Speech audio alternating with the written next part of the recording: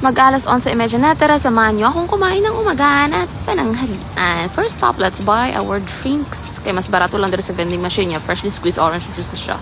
Then, one of my favorite kaunan dito sa food court is ang Japanese cuisine. Kaya lamig kay ilahang salmon teriyaki, ilahang chicken karayagi, no? O niya, free seaweed soup na pagyod pag dari ka mukhaon sa sulod. Ito na po siya. So, tara, itadakimasu. Kain na po. Disclaimer din, no, ang atbang na ako, no, kay gwapo kayo na Chinese guy. As in, gwapo kayo siya. Pero, kaon is kaon.